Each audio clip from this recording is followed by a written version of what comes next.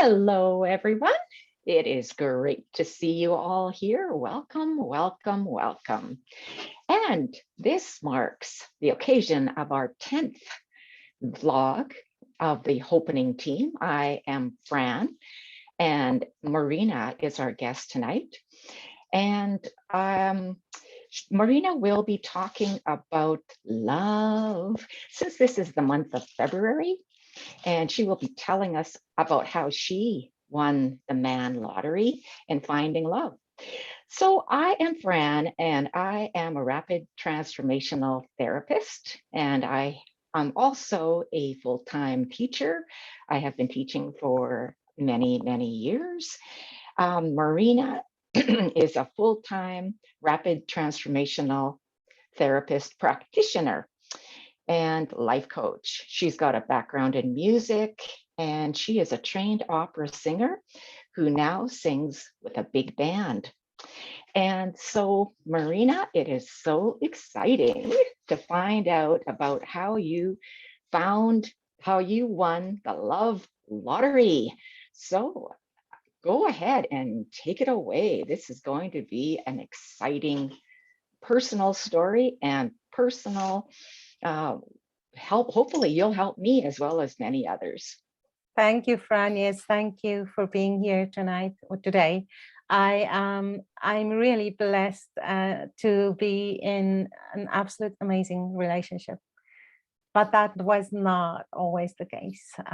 In fact, when I met my husband, I actually told him that I have a horrible track record with relationships. And up until that point, that was definitely the case.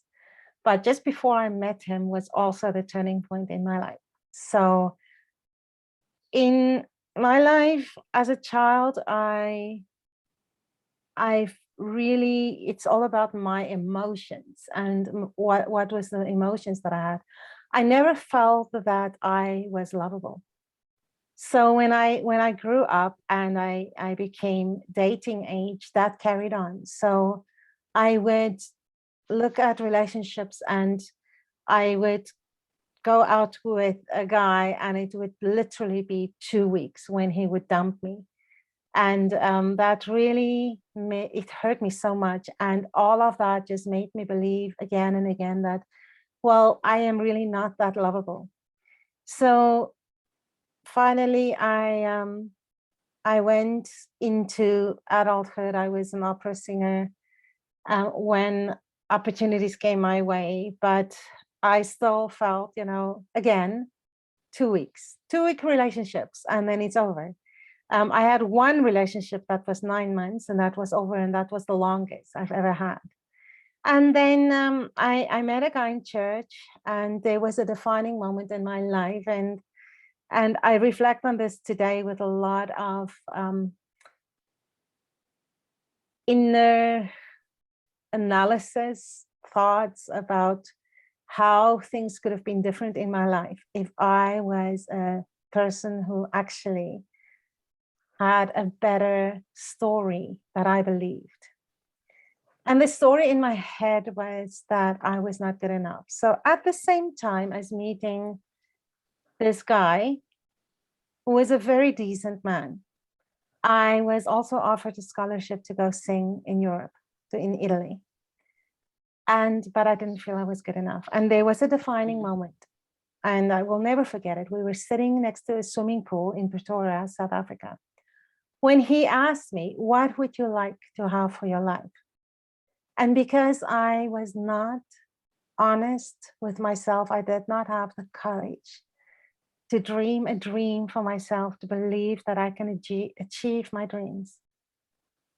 I gave him an answer that was only a half truth. And I said to him, I would love to get married and have a family.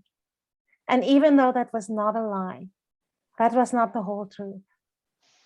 But I did not feel I was good enough. And that was really a defining moment in my life. I ended up marrying this person, not being myself. And I did him and myself an absolute disservice. And I'm grateful for the 2 absolutely wonderful men that was gifted to us as children. They're now men. They are an absolute blessing in my life. And I will not change that for the world. I will not change the lessons I have learned for the world. But needless to say, this was not a great relationship, because I don't think it started on the right foundation. So after I got divorced from him, I just immigrated to Canada. 2 years after immigration, we separated and I became a single mom. And it was really difficult. And then 2 years after separation, my one friend said to me, why don't you date? And at that point, I'm like, I just did not have any belief in myself that any person would be interested in me. But she said to me, try online dating. And I have never heard about that. So I joined an online dating group. And one of the first guys I met in there was a really sweetheart. He had this amazing sense of humor. And we became more companions than a couple. We would do things together, but we were never really in the true sense of the word a couple. But that went on for almost 3 years when he suddenly passed away. And it was a very difficult relationship for me because I wanted more, and he was not in a place where he could give it. He was not in a place where he needed what I needed. And again, I found myself in a place where I really did not want to be. And it was a tremendous shock for me when he passed away. I did not want him to die. I have never prayed harder in my life. And in the end, I got to know the serenity prayer very, very intimately, because I had to let go of things that I could not control. And after that, it was like, I was so angry because it was another 3 years of my life that was gone. And here I am still alone, still not lovable. What is wrong with me? And then I hit the online dating scene very, very hard. And at that point, I really became a serial online dater. And I dated a lot of guys, all with the purpose of finding love, and nothing worked. And then I finally met a man and we went into a relationship. And I always said to any man, doesn't matter who it was, that if you do not respect my children, you're out of my house. If you don't treat me right, and it affects my children in any way, you're gone, out of my life. I set that strong boundary. And this guy was absolutely amazing in front of my friends, in front of my children. But it was the times we were alone when it became absolutely horrible. From jumping out of my car right now, one night in the middle of a snowstorm next to a train track, to one night when I had a group that was performing, sabotaging me to such an extent that I couldn't go. I showed up like an hour late, to threatening to kill the cat, to threatening to hurt me, calling me names, didn't like it when I wore nail polish. And it became worse and worse and worse. And I was really starting to look for a way out when there was a function at my work one night. And I had to be there the whole day to set up. And he said he will bring my children. And he showed up with my kids. And at some point in the evening, I was really busy running around arranging things. He pulled me aside and he said very abusive things to me. And it was that tremendous trauma of that, trying to keep pretending that everything is okay in front of everybody that I work with. It was a hall of about 300 people. And my children, still trying to make everything a success there, was extremely important to me. But that physical feeling inside of me, my heart beating, and knowing that this cannot continue, I cannot allow this anymore, was horrendous. And then the thing happened. He crossed the boundary, because at some point he pulled me into a room and he started to repeat those same things to me. But what he did not see was that my son walked in behind him and he heard him. And my son said, "Excuse me?" And he crossed that boundary. And I said to him, "Leave, go, get out of here." And he didn't want to. And he said, "Well, I brought your kids. I'm going to take them home." And I said, "They're my kids. I will take them home. You need to leave. I told you from the beginning, if you ever do anything that's going to harm my kids in any way, you're gone." So this was it. You're gone. The next morning, I was in the shower, came out of the shower, and there's this man sitting on my bed. And I ended up telling him, "You should leave," and he wouldn't. And he started to beg me, and I said, "No, I don't want you. You crossed that boundary. You need to leave. I want you out of my house now." And he wouldn't. And then at some point, I approached the door to leave, and he blocked the door and he lifted me up and he threw me across the room, and I landed on my neck. And I got quite a bad injury from that. And that was it. I ended up screaming at the top of my lungs. Both my kids came running and he ran out the door, but I didn't leave it there. I called the police. And anyway, long story, he was removed from my house. And that night I was sitting in the bathtub and I had a serious talk with myself, and this feeling of what is wrong with me? What is going on? And I realized that I set up that boundary for my children because I love them with all my heart. Does that mean I don't love me? And it was like something clicked. And I realized in my entire life, I never allowed myself to love myself. And that night was a big turn in my life, because I went on a quest to find out, how do I learn to love myself?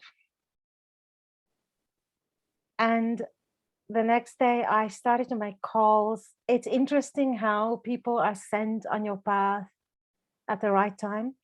Through work, I met a person who always planted these seeds that really made me think about things. And this guy owned a company, still does, that does training, online training, very holistic training. And I called him and I said to him, "I want to ask you something. It's very personal, and you always plant these little things into my life and it's stuck with me. I need to learn more." And he said, "You are calling at exactly the right time. I just launched this course called the Awakening certification." And I paid right away and I started to do the course, and it was just exactly what I needed. So that was a huge, huge turning point in my life. Hmm. So after, like, so after you took the course, how did it all work out with your husband? Because at that point you were still single, right? Yes, I was single. So this was then in 2010 when all this happened. And I did go on one or two dates. It was never really something very serious. And I started to put up boundaries for myself. Like I would say no easier. Up until then, I would pretty much go out with anybody. And it was suddenly, I'm like, no, okay, I'm not going to take this. This is a boundary for me. So I set up boundaries for me. And but one of the biggest things that change is my absolute quest to find love for me. And Fran, that is something that I cannot emphasize more. finding love in your life has to start with finding love for yourself. Because if you do not know who you are, how are you going to attract somebody who falls in love with who you are? And I can use my own example. When I was sitting next to that swimming pool in Pretoria, this was in 1992, and that man asked me, what do you want for yourself? I wish I would have loved myself and believed in myself the way I do today, because my answer would have been different. My answer would have been representing me, not just a part of me, but me in totality. Mhm. And until I could get to that point where I was able to express exactly what I want from my life, who I am, what I want to be, that was really, I was going to keep on getting the wrong people. And I did. So during this time, a lot of things happened. That's when I started to meditate. And that became a very big part of my life, to just quiet my mind. I prayed all my life. This was a bit different. I just became quiet. I just started to listen. And in part of that, I started to write things down. Part of the course I've done at some point, I'm not sure what that course, but a course I've done, said to write a letter, a love letter to myself. What do I love about myself? And the first time I tried that, I honestly had to think, Mhm. because I did not love myself. I did not even like myself. I had to think, what is it that makes me? What is it that makes me love me? What is it that makes me accept me? And just to sit with that and to let that grow. That was one of the most important things in my life. And then something happened.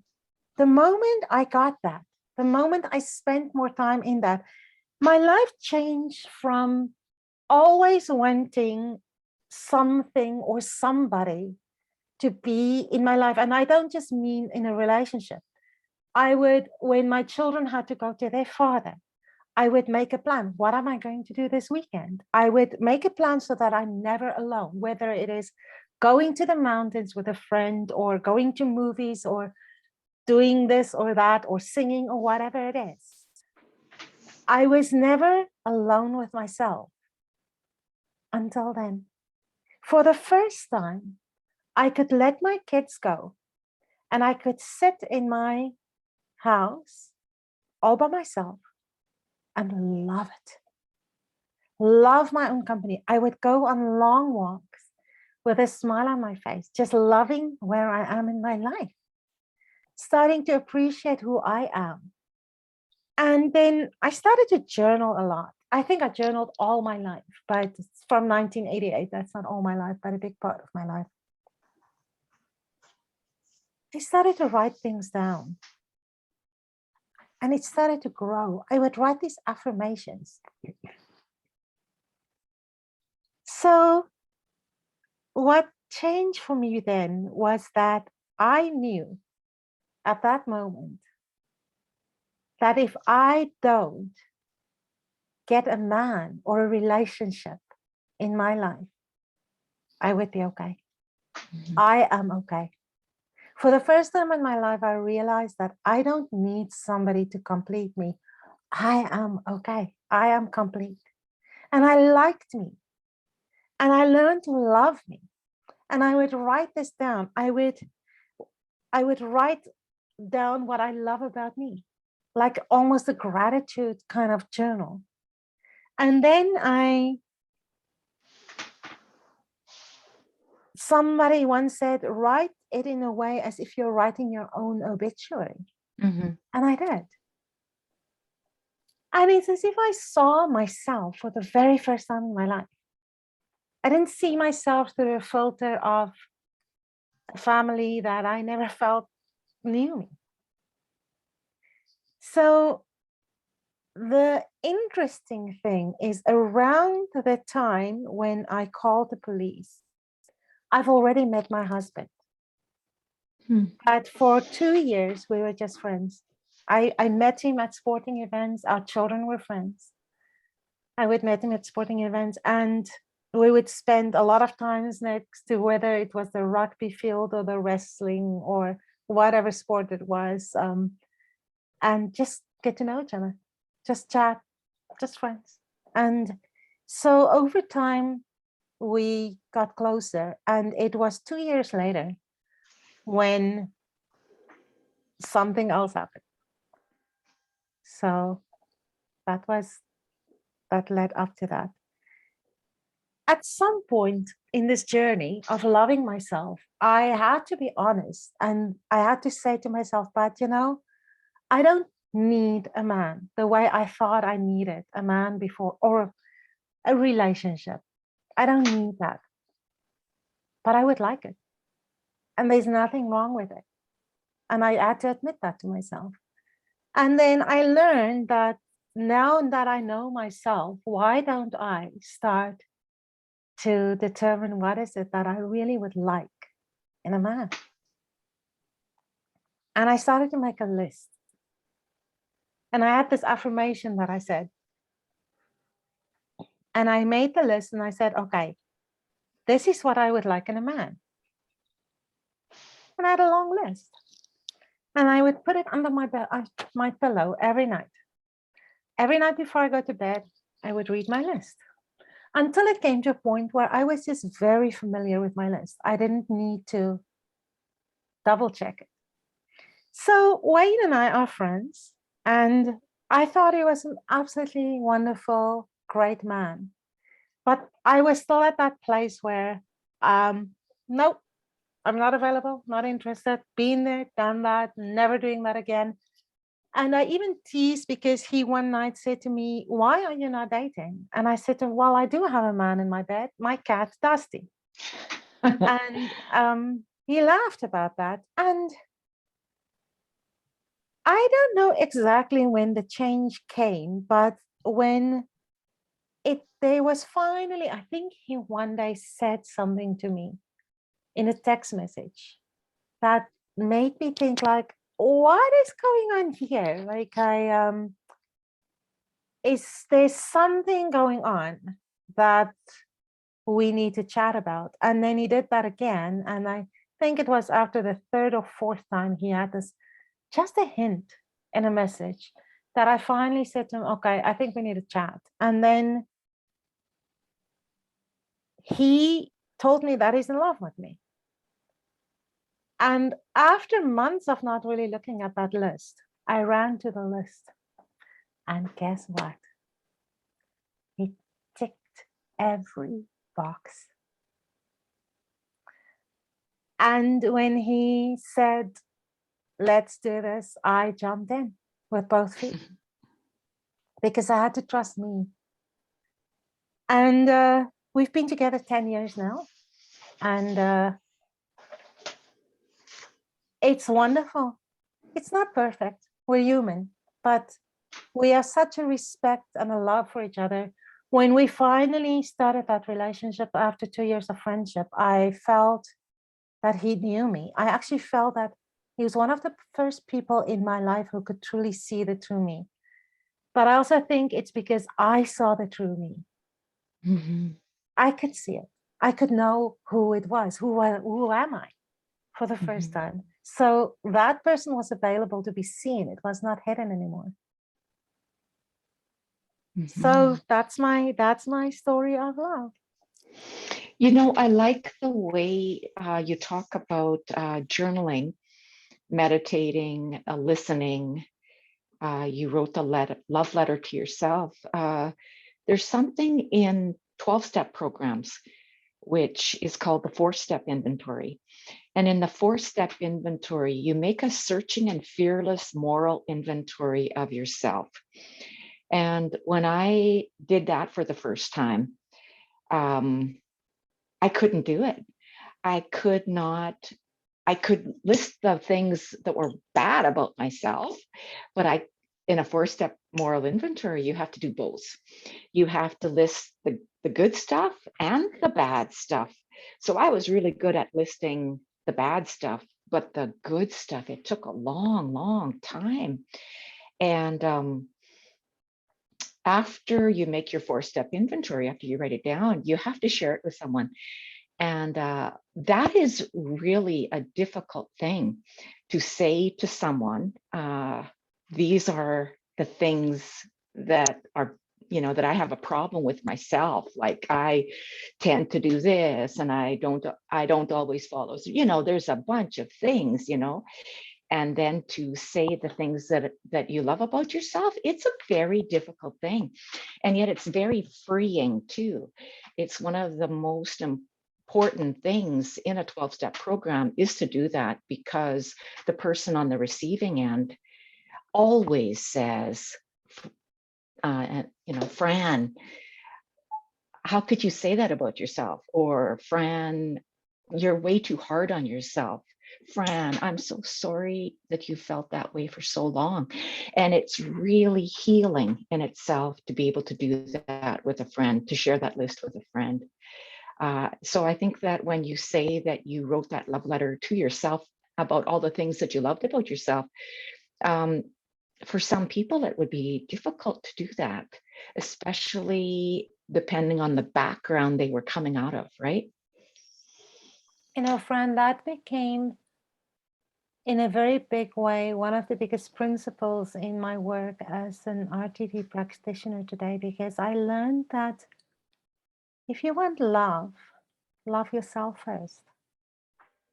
And the principle stretches far beyond just that. If you want finances, like let that come from within you. It's almost the same principle, but love is the most important one.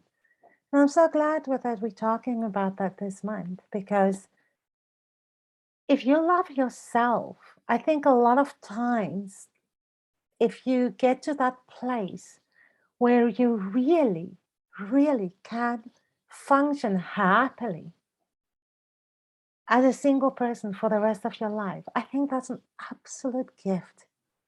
And it's almost like starting to radiate that love towards yourself. And only then will it come to you.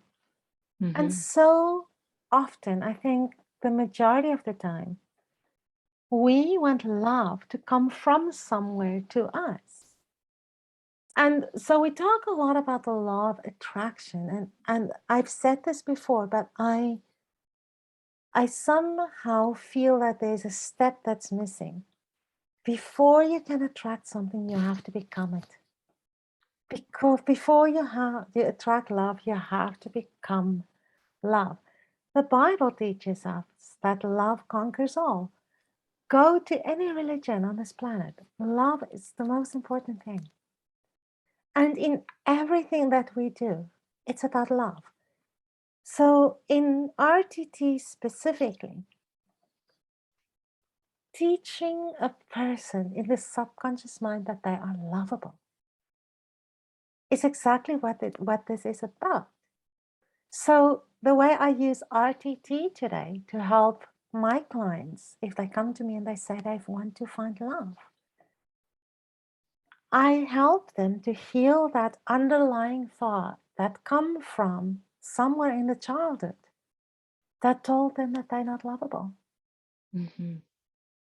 I work very hard then on letting them become and find that love for themselves within themselves. Go back to where they see that child that felt not lovable and start to love that child, upgrade that child, heal that child, forgive Mm-hmm. people.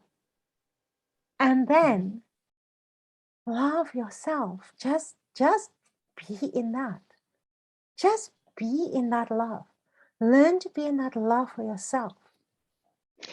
And Marina, it kind of reminds me of what you were saying, that you were able to put boundaries in when it came to your children, but you couldn't extend that to yourself. And I find under therapy that our clients can go in and love themselves as a child, and care for them and protect them and nurture them and all those things that should have been able to be done for them when they were little, right? A client looking at themselves as a small child will go, oh my God, I can't believe that I felt that way about myself, that you can do that for a small child. And yet, as we grow, we tend to separate and not be able to love that in us anymore. We are an adult and we are so hard on ourselves. We're so hard on ourselves. And yet that child is still within us. It's still us. We're still that small child who needed love, still needing love. Us, we need our own love first. Absolutely.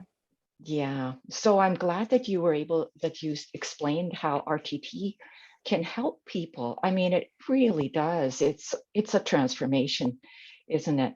Have you had the opportunity to experience this within your clients? Have you had clients who had sessions with you and then they were able to find that deep love within themselves for themselves? It's Who interesting because I've had 3 clients specifically that came to me about love, and the one after the session felt that she was at a point where she's now not really interested in the relationship. She needed time with herself first, and I thought that was quite amazing, and I think that's such an important step to be. One of my clients was in a relationship for many years, and the guy never wanted to marry her. He just kept her dragging on and he was no support to her. And so they finally broke up. And then she came to me and she said, but yeah, I just don't feel lovable. So we did a couple of sessions with her. And so I incorporated all these lists that I have learned to make through my life and through this love journey of mine. We incorporated that into RTT. So apart from listening to the transformational recording, I also asked them to make the list. The first one is write that love letter to yourself. And only after that, once that is settled and you know who you are, you know who you want, then you start to make that list of the man that you want.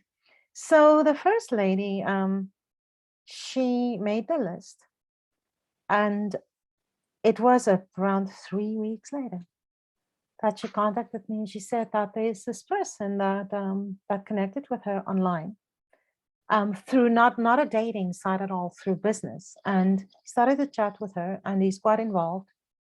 And then they started to chat over WhatsApp, and it would be like hours on hours a day.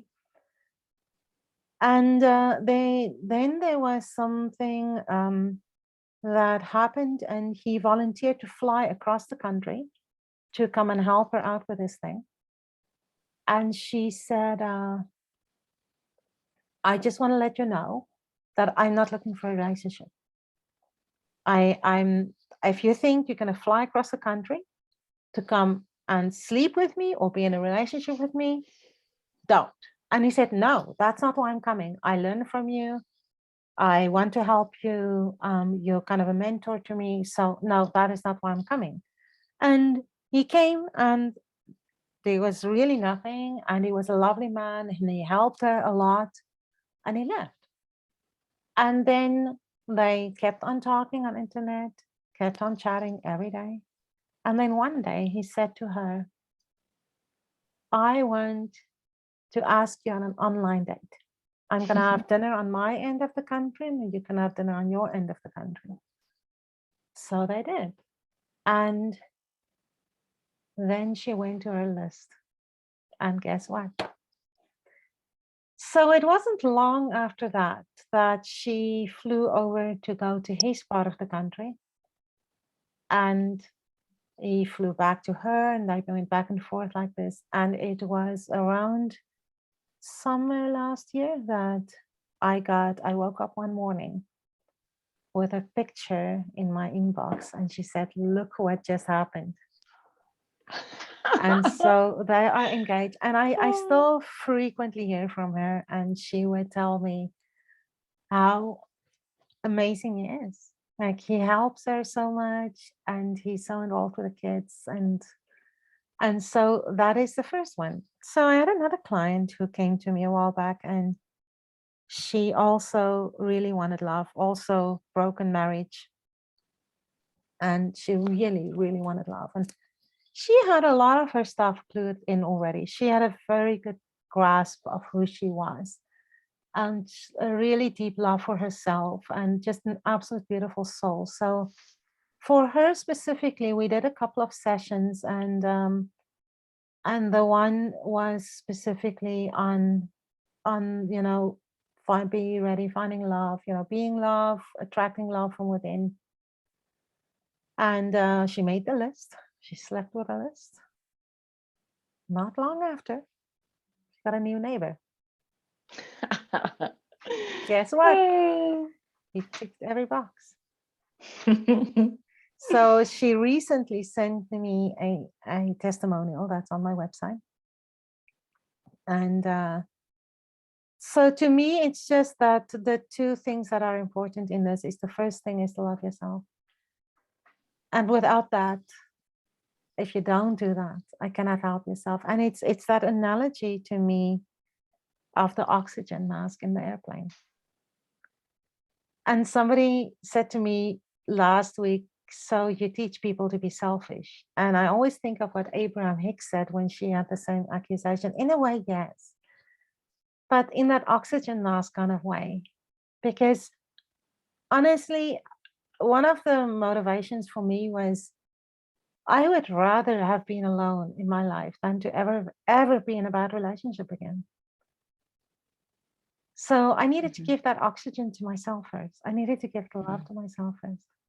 I needed to discover me. I needed to be honest to who am I, so that I can be honest in a relationship. Yeah, exactly.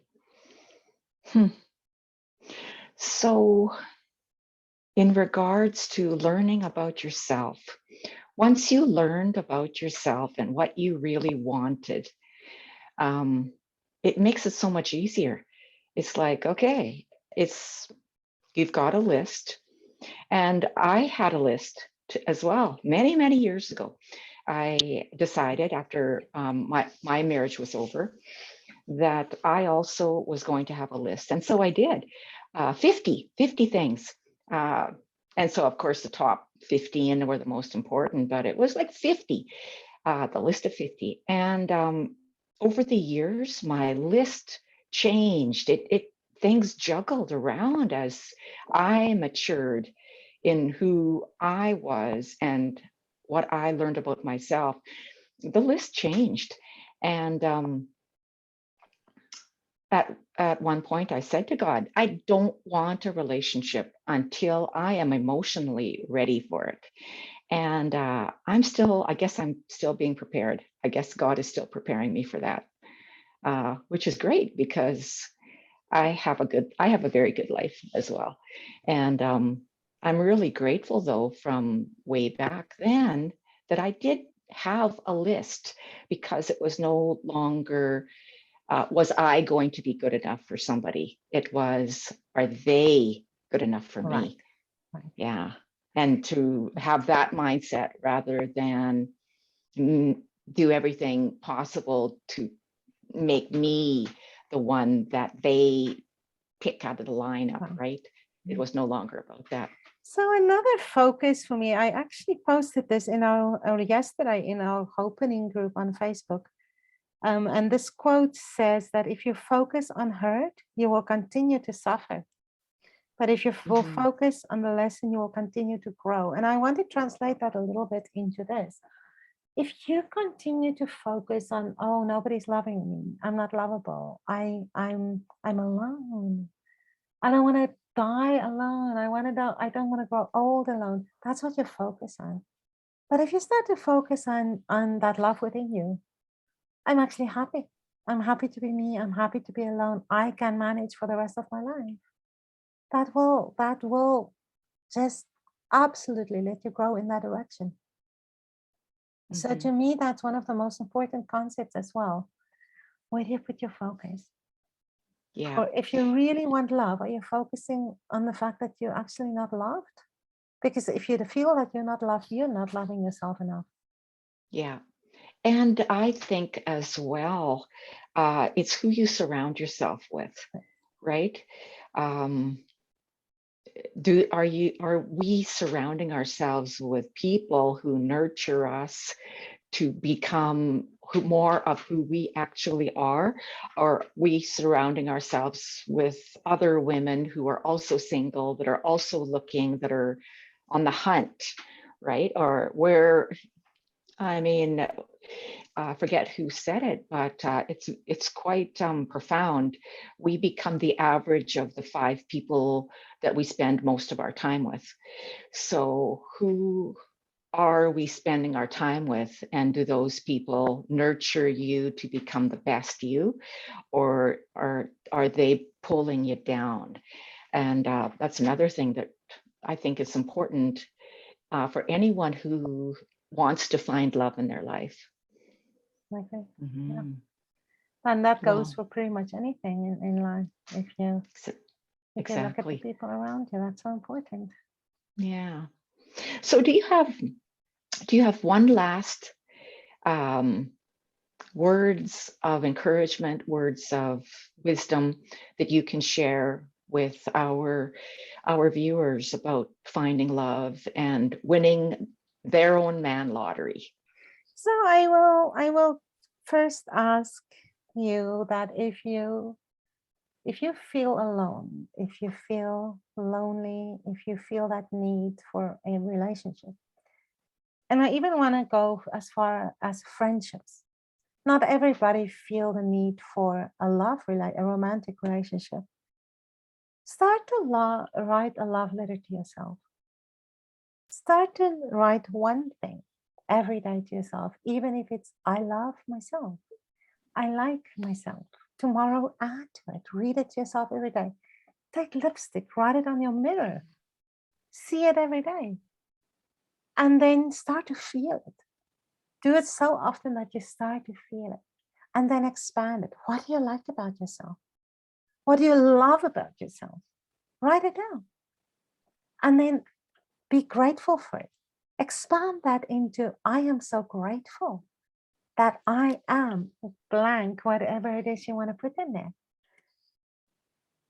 And once you got that down and you feel that, and it's part of who you are every day, and you only have to, from time to time, remind yourself of it, but you don't have to work so constantly on it. When it starts to become so ingrained in your subconscious mind that you just feel it, then start to make that list. What does your ideal partner look like? Is it a man? Is it a woman? I went as far as the kind of work, the education, the things that was important to me is how he would treat my children.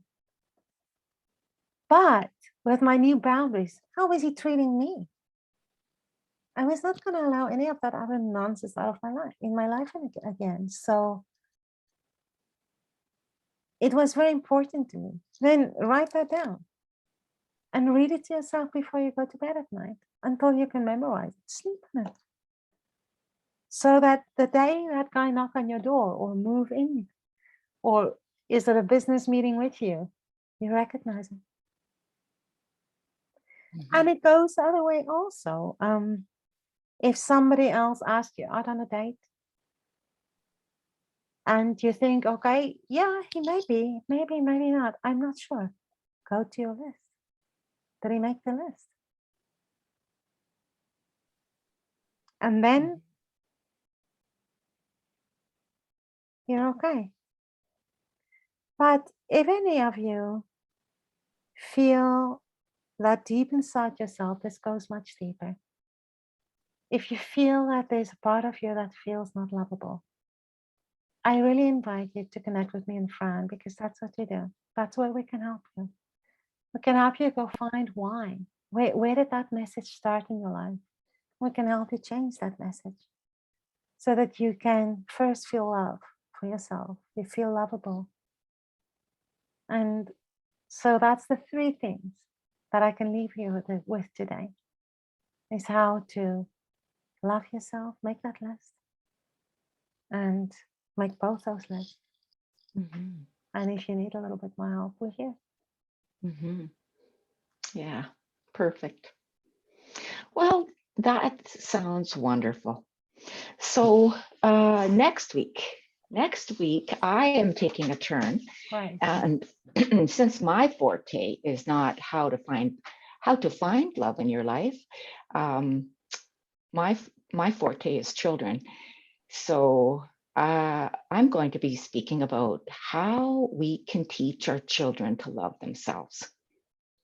How Mhm. absolutely amazing. That's I'm so looking forward lovely. to it. Awesome. Amazing. Thank you, Fran. So I also want to use this opportunity to announce that we are changing things a little bit. So in 2 weeks, we again will have a guest speaker. And then in 3 weeks from now, we are opening the floor to our viewers. And we are going to ask that you start to send questions to us right away. If you have any questions on this, and 3 weeks from now, Fran and I will read the questions. There will be a deadline. You can email them to us. We'll post our email addresses here, or you can just comment on here and tell us what your questions are, private message on Facebook, and let us know if you have any questions, so that in 3 weeks from now, Fran and I will have a discussion around all your questions. So Sounds fun. thank you, Fran. It was great. Thank you, Marina. We'll see And you thank next you, time. yeah, thank you, every for joining us. Okay. Mwah. See you Bye. soon.